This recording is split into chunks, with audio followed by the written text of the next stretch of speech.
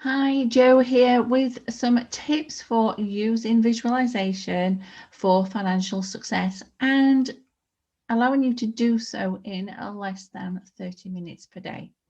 Now, you probably have some big money goals in your life. I know a lot of people are working towards financial freedom, which is a great big money goal, but there are other money goals as well. And whatever your money goals are, you might have also heard that using visualization can help you reach those goals quicker. But despite having heard that, you still hold back from using visualization as a technique. Well, why do you find yourself holding it back? Well, the most common reason that I find when I talk to clients is they just don't have enough time or don't feel like they have enough time. And let's face it, who's got loads of spare time? We've got loads that we need to get done. We already feel like we don't have enough time without adding it in more, between all our work projects, our family obligations, that need for a social life, and a little thing called sleep. The days, they just tend to slip by really fast. And without exactly giving us any extra hours to use on something time consuming as visualization. And I'm sure that you can agree that a lot of the time, this is you, this is most people. But the truth is, in truth, you can actually use visualization for financial success or for any other activity, any other success that you're working on, any other goal setting type activities, and you can do so in less than 30 minutes a day. In fact, there has been a large scale study. I forget at the moment who did it. I know it. Wikipedia talks about this. I was looking up a definition recently, and that's where I came across this study. And it said that we, as on average, in this large scale study, they concluded that we spend around 48% of our time each day daydreaming. And we do that naturally. And daydreaming, well, that's a form of visualization, but one without any real purpose.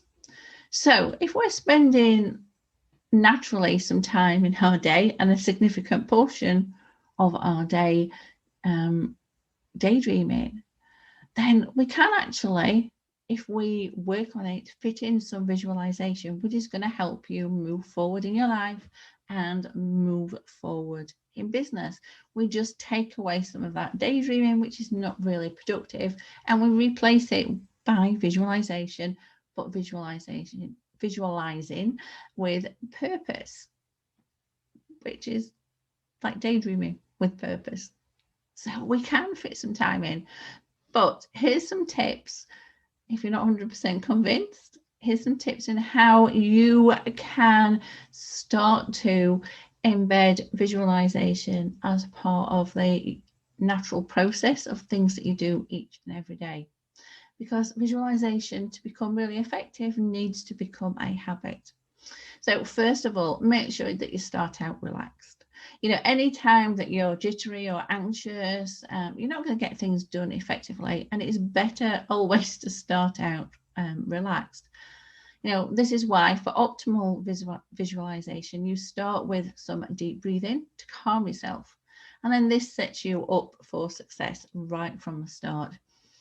And if you can't get yourself into that really relaxed position that you need to be in, then actually it's probably not the best time to do any visualization, and you might be better instead having a short round of meditation. That might work better, and then come back to your visualization at a later time.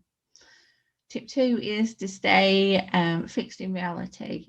Visualization often requires a lot of interpretation, and it's going to take up a lot of time if you just let the visualization just run away into fantasy land. That's where we're going into the more daydreaming kind of visualization, and we don't want that. So we need to lose the fantastic imagery and stick with what we know when we're visualizing.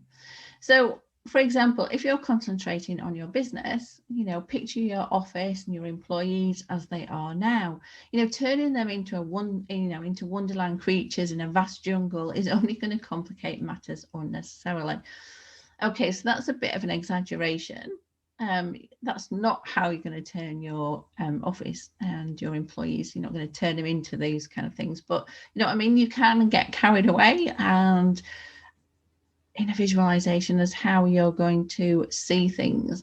But it doesn't have to be that pure fantasy. You know, visualization can be really based in reality, and that's what we want. That's what's going to be super helpful for us when we're on this journey towards financial success. So no going off into fantasyland. We can leave that to our daydreaming times. Number 3, I think we're on number 3 now, is focus on what you're doing. You know, most visualizations put all the concentration on the end goal.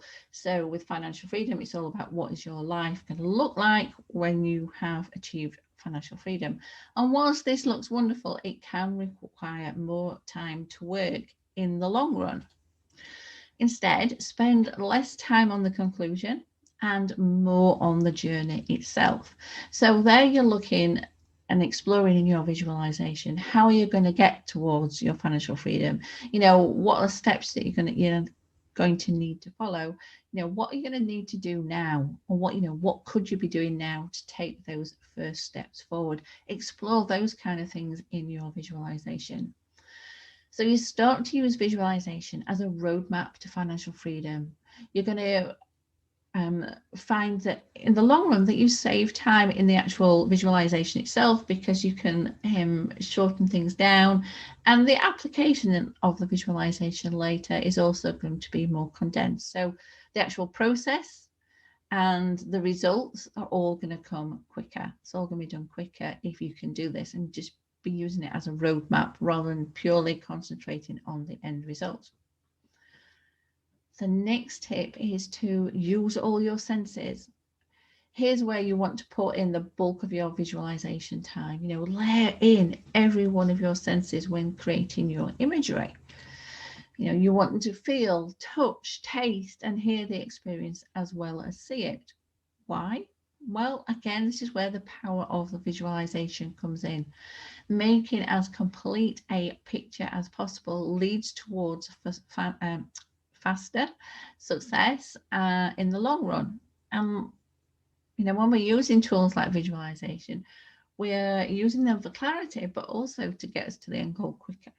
That's the purpose of using them. So you're going to want to use every technique possible that you can do to make sure that that happens. And this is one of those things that you can do or should be doing, is using all of your senses. So using these steps that I've just talked about, when you come to do your visualization, set a timer and don't let yourself go beyond 30 minutes a day. And if you can only spare 15, set the timer for 15, but you set the parameters, you set the boundaries for your visualization time. And then as you grow more accustomed to the process, it may even take a little less time each time you run through your visualization process.